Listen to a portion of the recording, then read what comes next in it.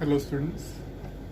Today we are going to start with with the second chapter of biology, that is tissues. Tissues क्या होता है? It is a group of cells. Group of cells which are similar in structure.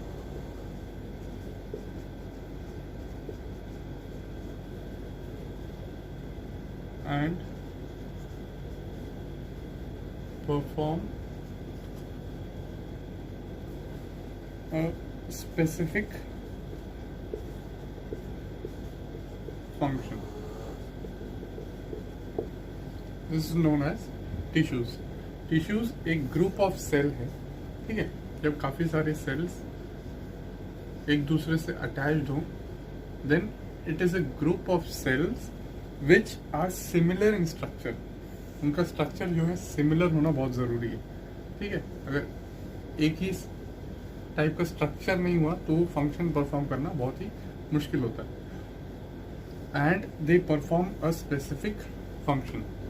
वो एक particular function के लिए, कि मतलब ये टिश्यू सिर्फ ये काम करेगा, ठीक है. एक स्पेसिफिक फंक्शन के लिए जब काम कर रहा हो, then it is known as a tissue. So it is a group of cell which are similar in structure, same structure होता है, and perform a specific function. जैसे हम लोग एग्जांपल ले लेते हैं, मसल. मसल सेल बोलते हैं हम, ठीक है. मसल सेल का स्ट्रक्चर जो है स्पिंडल शेप स्ट्रक्चर होता है. ये न्यूक्लियस, इसका स्ट्रक्चर जो एक फाइबर टाइप स्ट्रक्चर है, ठीक है. एक सेल अकेले कुछ नहीं कर सकता है. जब भी हम अपना कोई भी एक्शन कर रहे हैं, जैसे मैं अपना ये हाथ पीछे खींच रहा हूँ, सो माई मसल इज कॉन्ट्रैक्टिंग. मेरा हाथ का मसल जो है वो कॉन्ट्रैक्ट हो रहा है, और वो एक सेल से नहीं होगा, ठीक है.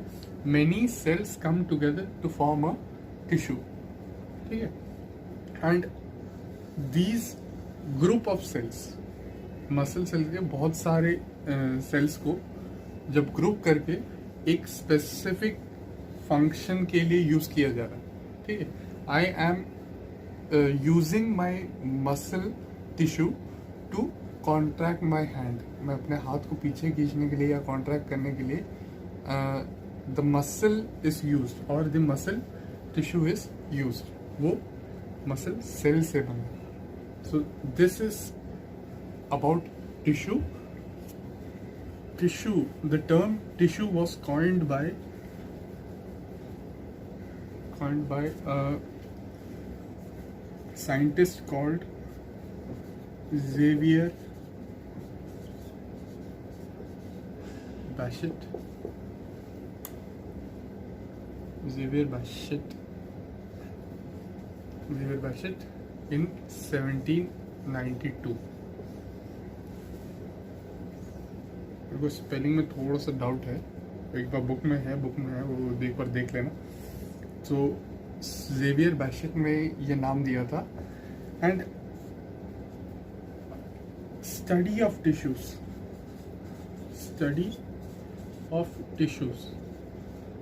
Is known as histology.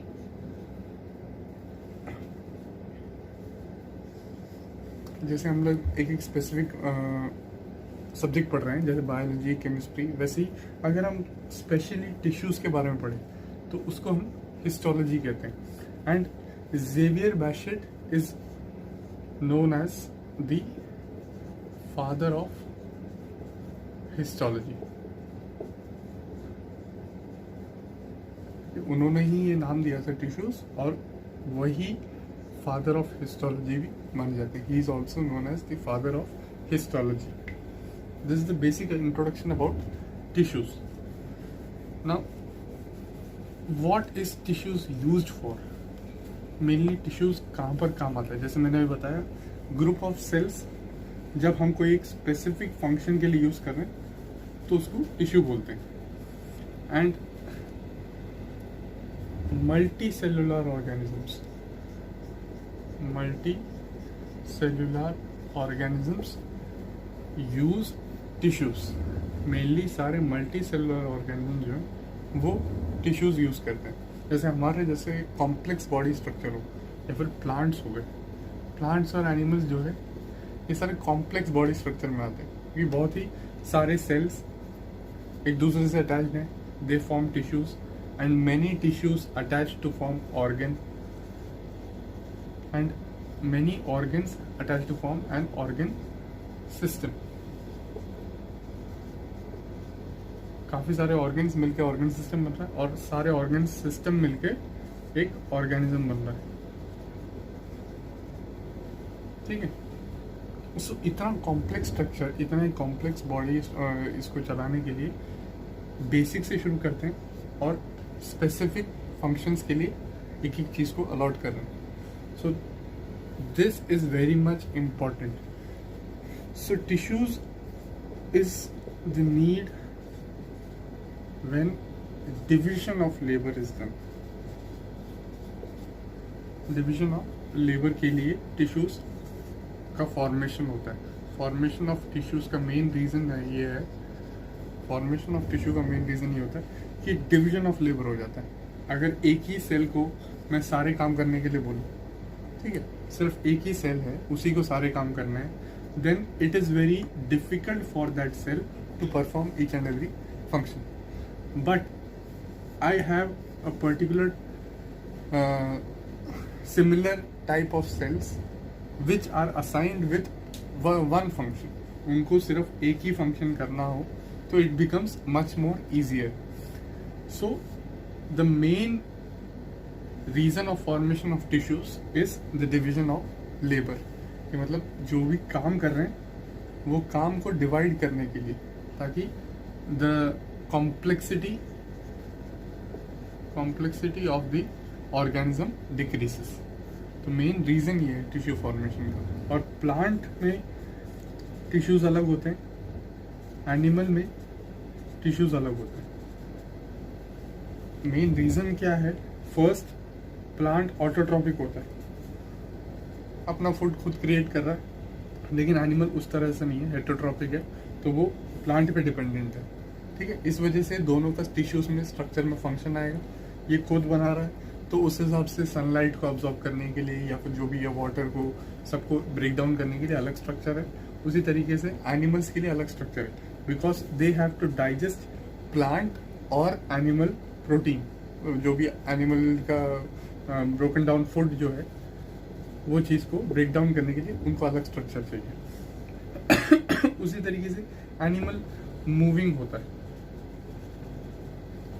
But they are stationary होते, ठीक है। तो उस हिसाब से भी टिश्यूज डिफरेंट हो जाते हैं। जैसे एग्जांपल लेते हैं, अब टिश्यूज डिफरेंट क्यों आ रहे हैं? प्लांट सेल में प्लांट का अगर बार्क ले लें, जो ट्री का जो बार्क होता है, ट्री का जो बार्क है, इट इज वेरी हार्ड, ठीक है, and the cells outside these or the tissues outside these are almost dead। ये सारे डेड होते हैं, ठीक है, डेड टिश्यूज होते हैं बाहर, जो बिल्कुल बाहर की तरफ होते हैं वो सारे डेड टिश्यूज होते हैं। Because this branch has to be made और the bark of the tree has to be made stronger than other parts of the tree, ठीक है। रूट्स के हिसाब से ये चीज़ काफ़ी हार्ड होना चाहिए ताकि ये विंड आने पर या कुछ भी आने पर मूव ना हो। That is a mechanism evolve by the plant और given by God to make it in such a way कि टिश्यूज बाहर के डेड हो जाते हैं और वो हार्ड हो जाता है। लेकिन एनिमल में क्या होता है? It is moving, it is a moving creature। Now it has different tissues so that movement is possible। movement होने के लिए उनमें different type के tissues होते हैं ताकि हम लोग आराम से move कर सकते हैं। जैसे अभी मैंने मसल का बताया था, तो उसका स्ट्रक्चर अलग होना चाहिए और उसी तरीके से प्लांट का सेल का स्ट्रक्चर या टिश्यू का स्ट्रक्चर अलग होना चाहिए। तो ये है मेनली कि डिफरेंस क्यों आता है, टिश्यूज में डिफरेंस क्यों आता है प्लांट और एनिमल्स में. The next topic is different types of tissues.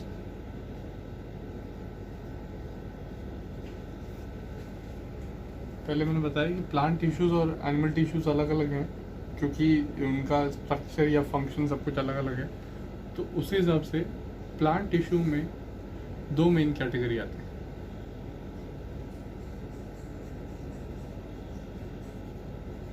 Meristematic tissue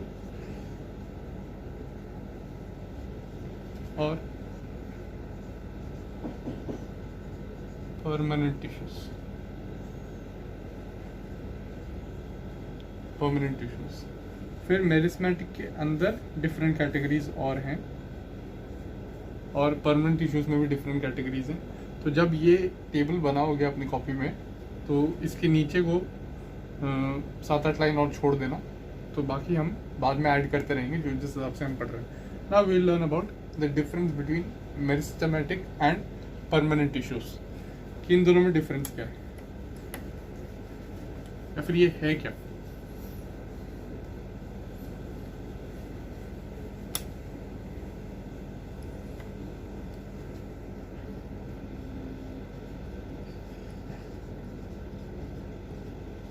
meristematic tissue. Meristematic tissue are spherical और polygonal in structure. ठीक है. They are closely packed. इसका स्ट्रक्चर मैं पहले बना देता हूँ तो तुमको थोड़ा समझने में आसान रहेगा. स्फेरिकल, कभी कभार स्फेरिकल भी हो सकता है, कभी कभार पॉलीगोनल भी हो सकता है. पॉलीगोनल में मतलब कोई भी डिफरेंट 6 साइड भी हो सकता है, 5 साइड भी हो सकता है या 4 साइड भी हो सकता है. तो अभी के लिए मैं ऐसा कुछ बना रहा हूँ. ज़रूरी नहीं कि एग्जैक्ट शेप हो, थोड़ा सा बहुत डिफर भी कर सकता है. ठीक है.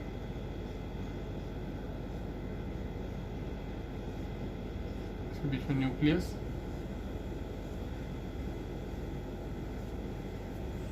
तो पॉलीगोनल टाइप का स्ट्रक्चर होता है.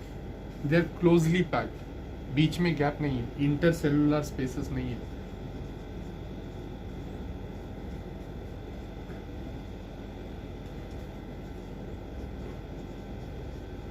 Intercellular, there are no intercellular spaces. ठीक है. It is closely packed. बिल्कुल एकदम टाइटली पैक्ड है. काफी सारे सेल्स एक दूसरे से टाइटली अटैच्ड है.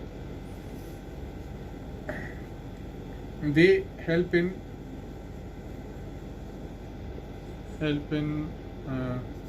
growth of height and growth of the plant. Plant की ग्रोथ के लिए मेनली ये टिश्यूज रिस्पॉन्सिबल है. हाइट और ग्रेथ. ग्रेथ मतलब जो डायमीटर है या चौड़ाई है. ठीक है.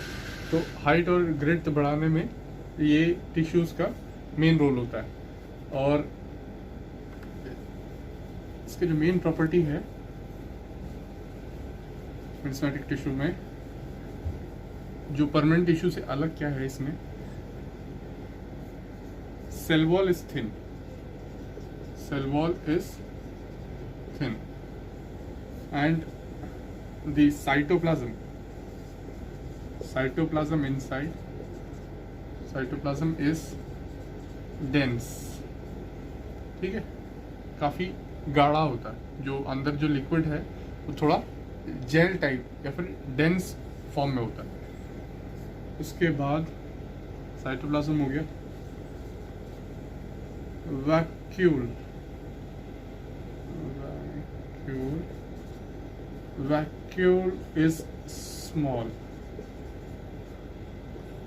प्लांट टिश्यू में जनरली एनिमल टिश्यू से बड़ा वैक्यूल होता है, लेकिन मेरिस्मेटिक और परमानेंट को कंपेयर किया जाए तो मेरिस्मेटिक में वैक्यूल इज स्मॉल क्योंकि साइटोप्लाज्म जो है काफ़ी डेंस दिया गया.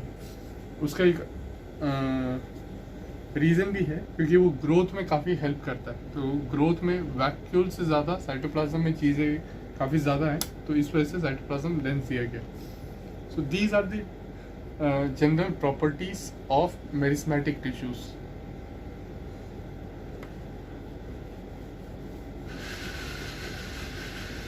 Now we'll learn about the types of merismatic tissues. Merismatic tissues के 3 टाइप्स हैं।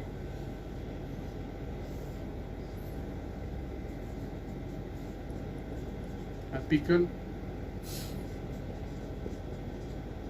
Intercalary and lateral. These are the 3 types of merismatic tissues. Apical meristem tissues, apical meristem tissue बोलते हैं, ठीक है।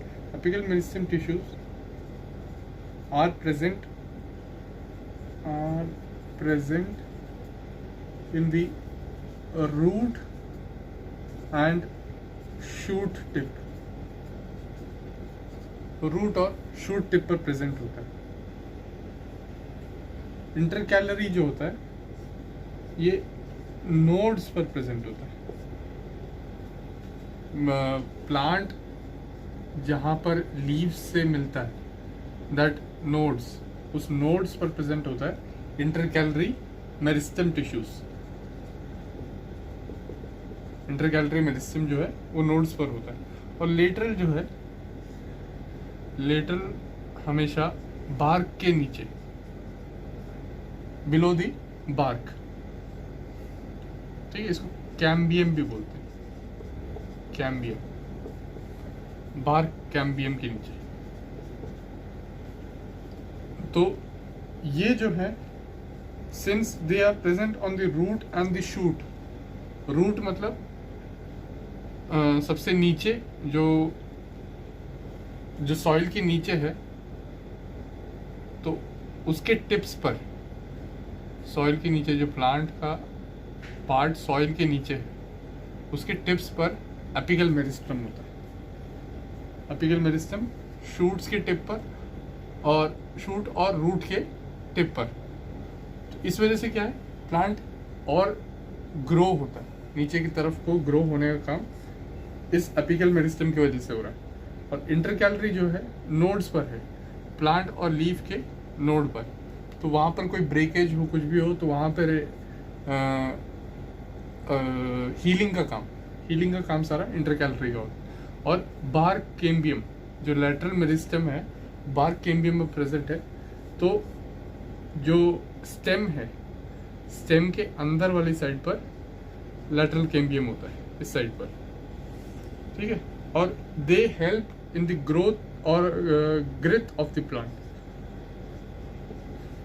Growth of the plant. तो मतलब वो diameter wise या फिर वो चौड़ा होने में, ठीक है, प्लांट, ताकि उसको एक सपोर्ट मिले, वो और ग्रो कर पाए।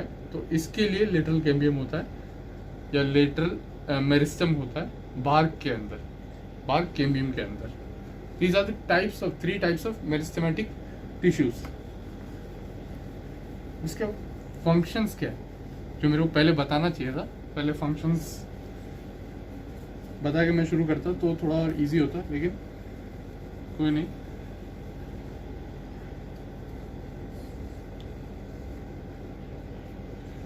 फंक्शंस ये अलग से पूछा जा सकता है। फंक्शंस जो है,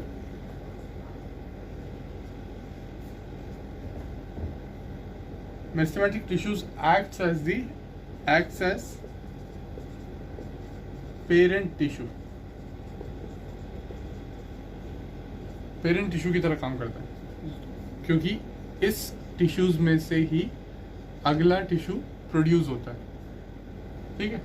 क्योंकि जब ग्रोथ हो रहा है, कोई भी पार्ट का, प्लांट है, देखो प्लांट मान लो ऐसा है, और इसका टिप जो है ऊपर की तरफ, ये ऐसा कुछ शेप में, ठीक है। नए सेल्स बनेंगे तभी ग्रोथ होगा और ये एक्सटेंड होगा। और तो ये सारा जो नया सेल्स, वो हमेशा पेरेंट टिश्यू से ही बनता है। और वो पेरेंट टिश्यू जो है वो हमेशा मेरिस्मेटिक टिश्यू होता है। ठीक है। तो प्लांट के ऊपर वाली टिप पर, शूट पर और नीचे रूट पर, दोनों में हमने पढ़ा में एपिकल मेरिस्टम होता है, ठीक है। So it acts as the parent tissue, formation of new cells, नए सेल्स को फॉर्म करना, ठीक है, ये मेन काम है। हीलिंग ऑफ द प्लांट कहीं पर भी ब्रेक हो जाता है या फिर कुछ हो जाता है तो नए सेल्स प्रोड्यूस होंगे, तभी वो वापस उसको सही कर पाएगा। कहीं पर भी कोई थोड़ा सा ब्रेकेज होता है, बार्क में हल्का सा कुछ कट आता है, ठीक है, मान लो कि एक छोटा सा कट आता है, तो जब तक नए सेल्स नहीं बनेंगे वो कट को वो वापस फॉर्म नहीं कर पाएगा। सो हीलिंग प्रोसेस जो है वो भी मेरिस्मेटिक टिश्यूज करता है, इसको वापस रीग्रो करने का काम भी मेरिस्मेटिक टिश्यूज का है। और ग्रोथ ऑफ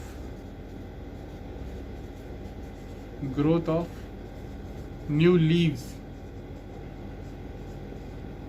ठीक है, ग्रोथ ऑफ न्यू लीव्स, नए लीव्स कब बनेंगे? जब मेरिस्टेमेटिक टिश्यूज इंक्रीज होंगे, ठीक है, वो इंक्रीज होंगे और वो एक नया शेप लेंगे, तभी नए लीव्स बनेंगे या नया स्टेम बनेगा, ब्रांच बनेगा, जो भी है, ठीक है, नया ब्रांच जो बन रहा है वो सब मेरिस्टेमेटिक टिश्यूज के ग्रोथ की वजह से है। So these are the main functions of meristematic tissues. ये फंक्शंस लिखने के बाद वो डिफरेंसेस लिखना, या मेरिस्टेमेटिक टिश्यूज का 3 कैटेगरीज लिखना, अपिकल, इंटरकैलरी और लेटर, ठीक है, वो तीनों अलग अलग जगह पर प्रेजेंट है, सिर्फ ये है meristematic tissues. Now we will learn about permanent tissues.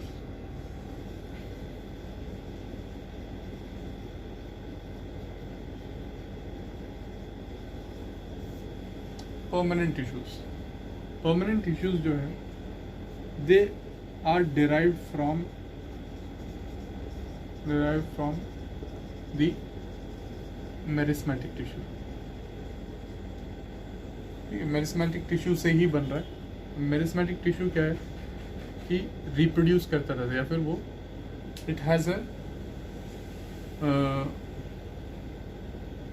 Potency to produce a new cell, ठीक है, उसको हम टॉटिपोटेंसी भी बोलते हैं। ये चीज़ मैं बताना भूल गया, totipotency, when a cell is capable of producing a new cell, ठीक है, cell capable of producing a new cell, then this tendency is called totipotency. तो मेरिस्मेटिक टिश्यूज जो है वो टॉटिपोटेंसी कैटेगरी में आते हैं, क्योंकि they are capable of producing a new cell, वो एक नया सेल बना सकते हैं अपने अंदर से ही, एक पेरेंट सेल की तरह काम करते हुए एक डॉटर सेल वो बना सकते हैं। लेकिन परमानेंट टिश्यू क्या है? परमानेंट टिश्यू मेरिस्मेटिक टिश्यू का एक डिराइव्ड फॉर्म है, उसी में से निकला हुआ एक दूसरा फॉर्म है। They do not produce new cell, वो नया सेल प्रोड्यूस नहीं करते, पर वो क्या करते हैं, they attain a type of new structure, ठीक है, similar structure is attend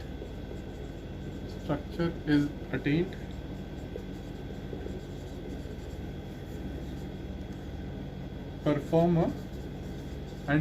a specific या particular function,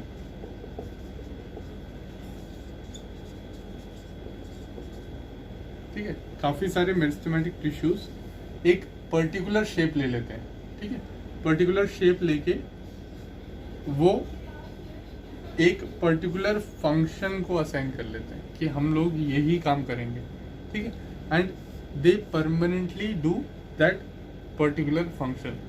So these type of cells or tissues are called permanent tissues.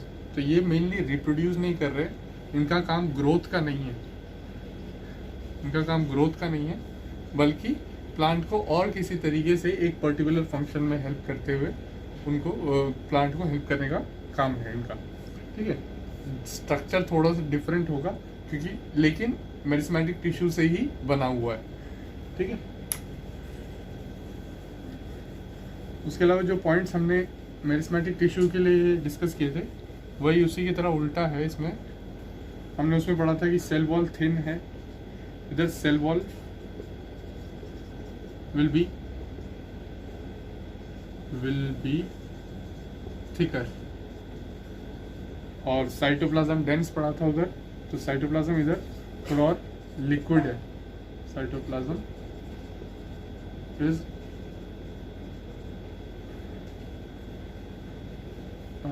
मोर इन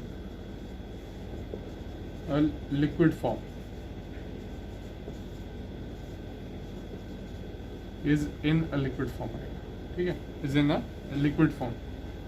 और काफ़ी सारे चेंजेस है जो स्पेसेस नहीं थे उसमें, मेरिस्मेटिक टिश्यू में बिल्कुल भी स्पेस नहीं था, बिल्कुल टाइटली पैक्ड थे। इधर they are not closely packed, बीच में स्पेसेस हैं, इंटरसेलुलर स्पेसेस है। तो ये सारी चीज़ें परमानेंट टिश्यू का हिस्सा है और इसकी कैरेक्टरिस्टिक्स है। तो ये डायरेक्ट क्वेश्चन है कि एक्सप्लेन करो, मेरिस्मेटिक टिश्यू एक्सप्लेन करो, उसके फंक्शंस एक्सप्लेन करो, या फिर उनके 3 टाइप्स है, उन तीनों टाइप्स के बारे में बताओ। ये सारा 5 नंबर में मिला के एक साथ आ सकता है, या फिर अलग अलग भी 2-2 नंबर या 3-3 नंबर के लिए भी पूछा जा सकता है। उसी तरीके से परमानेंट टिश्यू को भी 2 में डिवाइड किया जाता है, सिंपल एंड कॉम्प्लेक्स, ठीक है। जैसे मेरिस्मेटिक टिश्यू 3 में डिवाइडेड था, इधर ये 2 में डिवाइडेड है, सिंपल और कॉम्प्लेक्स। इसके बारे में हम अगले क्लास में पढ़ेंगे। तो अभी तक जो भी पढ़ा है उसका नोट्स कंप्लीट करना, उसको समझने की कोशिश करना। कुछ नहीं समझ आ रहा है तो ज़रूर पूछना है, कुछ भी नहीं समझ आ रहा है तो you can always WhatsApp me, मैं उस दिन नहीं तो अगले दिन तक मैं रिप्लाई कर दूंगा।